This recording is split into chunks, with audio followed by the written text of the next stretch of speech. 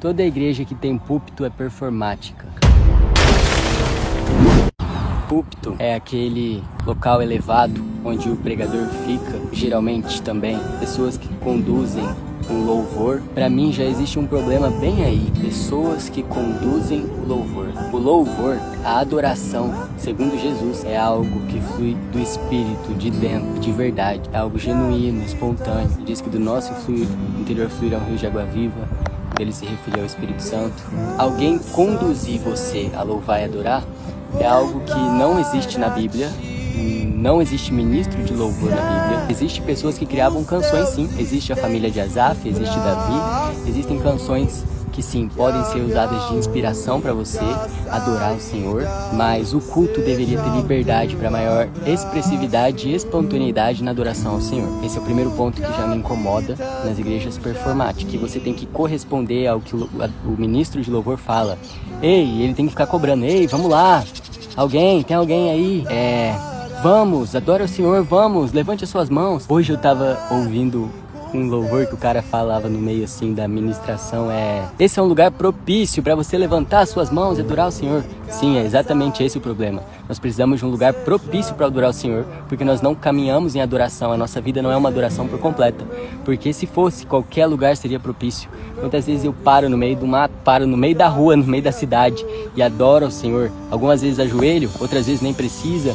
Outras vezes a minha expressividade é tão grande que sim, ajoelho e pulo e adoro ao Senhor onde eu estiver. Mas a gente só consegue, parece que a gente tá precisando tentar forçar a pessoa, tentar conduzir a algo que não parte dela. Isso não existe, a gente precisa construir algo dentro da pessoa para que ela possa arrancar essa adoração de dentro.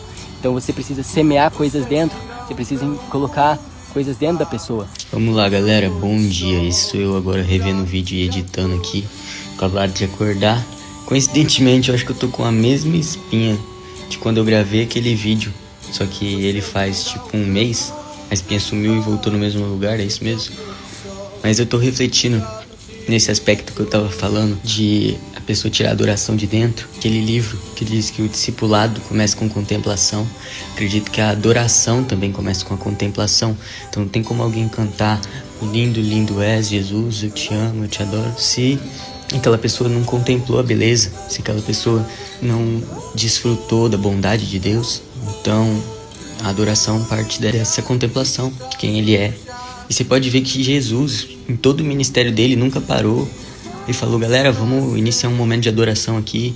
Ele falou para os discípulos, vamos levantar aqui um momento de adoração, vamos bendizer a Deus e ao Deus Pai e tal. O que ele falava era sobre como o Pai era, sobre como o reino de Deus funcionava, porque as parábolas que ele contava era sobre como Deus trabalhava, sobre como Deus era bom, tipo assim, do filho pródigo, como ele era um bom pai, dos trabalhadores da vinha, como ele era um Deus que recompensa. Em cada parábola que ele falava sobre o reino, ele expressava também o caráter de Deus, porque Deus e a sua justiça transbordam, né, na forma como ele governa, na forma como ele age. E aí nisso os discípulos poderiam desenvolver o desejo de adorar, conhecendo o caráter e a essência de quem ele é. Agora as pessoas têm uma pregação superficial, pouco se fala sobre o reino de Deus, pouco se fala sobre o caráter de Deus, pouco se fala sobre as obras de Deus, muito se fala sobre prosperidade, sobre o que Deus pode te dar, sobre as bênçãos de Deus e não sobre o Deus das bênçãos. E aí a gente vai acabar adorando o quê? Que é o que Deus pode nos dar. Deus pode me dar uma boa emoção, uma vibe boa enquanto eu tô aqui no culto. Deus pode me dar coisas se eu simplesmente adorá-lo como se fosse uma moeda de troca, sendo que não é. Quando nós conhecemos o Deus de todas as coisas, que criou todas as coisas, aí nossa adoração é espontânea. Nós adoramos porque conhecemos. Não tem como adorar o que você não conhece. E sim, beleza. Agora vamos falar sobre a parte da ministração da palavra. Só ver se tá gravando, que minha bateria tá fraca. Tá gravando sim. E se cair, qualquer coisa eu volto depois, né? De outro cenário. Talvez não tão lindo como esse. Mas vamos lá. O pregador fica num lugar elevado por quê? Porque ele precisa ser o único ouvido naquele dia. Ele tá performando ali em cima. Sabe por quê? O culto não é mais uma troca, é um lugar onde um fica ativo e o restante passivo. E na maioria das vezes, na Bíblia, não era assim. Poucas vezes eram. Então a gente ter isso de vez em quando, tudo bem, mas a gente ser sempre assim é um problema. E aí, Thiago, tem uma solução para isso, que é as células. Muito bom.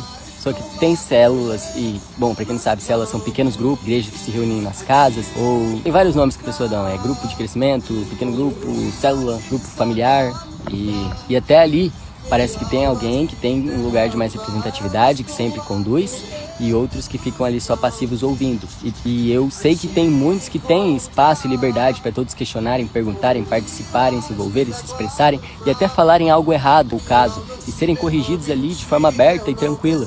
Igual eu já vi, eu vou procurar o nome desse ministro de louvor, porque ele tava fazendo um podcast no canal do Jesus Cop, e me marcou esse podcast. E ele, inclusive, falou que deixou de ser ministro por um tempo ao perceber isso, né? E ele ficou indignado com a cultura da igreja dele, né?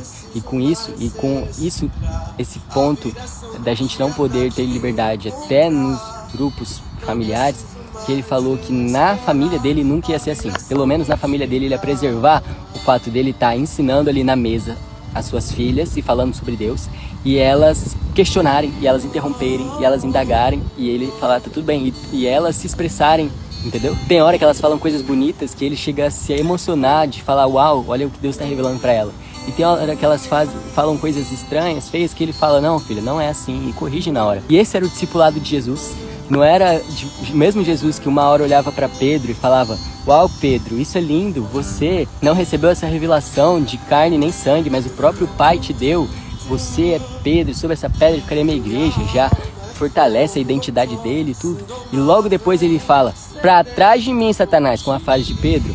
Então Jesus, ele tinha essa liberdade, essa autonomia no ensino, essa espontaneidade, essa expressividade, sem medo, sem religiosidade, sem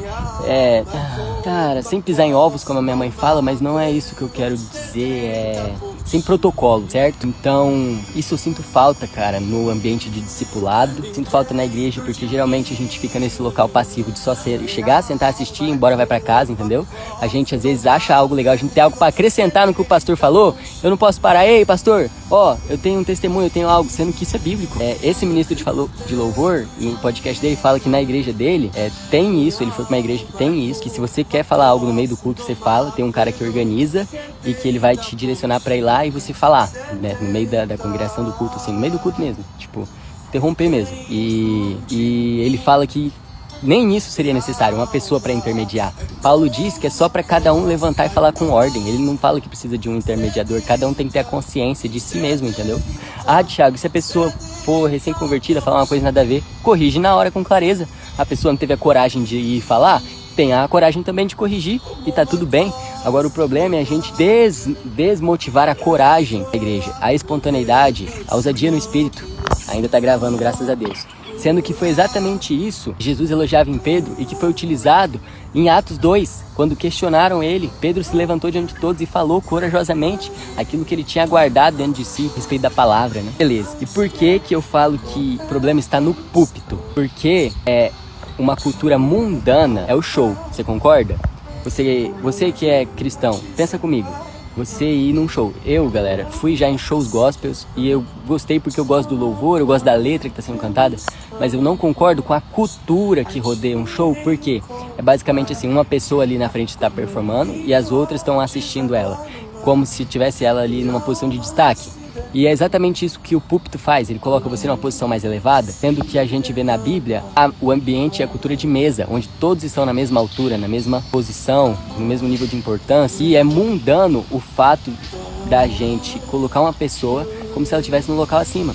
Dar honra, tudo bem, reconhecer, mas isso não precisa ser forçado, sabe? E Jesus ensina que quem é o maior deve ser servo. Então justamente os pastores que sabem que são algo deveriam se colocar numa posição menor. Mas não, os pastores querem a cadeira de destaque, como os fariseus faziam, entendeu? Então, por isso eu acredito que a igreja que tem púlpito é performática, porque eles imitam a cultura da plataforma de show, que é algo mundano e que exalta um homem. E geralmente quem está passivo lá no show está consumindo o que aquela pessoa está fazendo, o que ela está performando, o que ela está apresentando, né? Que o show, né, significa em português mostrar, né? Traduzindo em inglês. Então a pessoa está se mostrando e tal. E tem uns que ficam ali aplaudindo e consumindo. Isso também está se replicando miseravelmente na igreja, porque nós estamos idolatrando pregadores. Ah, eu vou no culto porque hoje vem um pregador tal.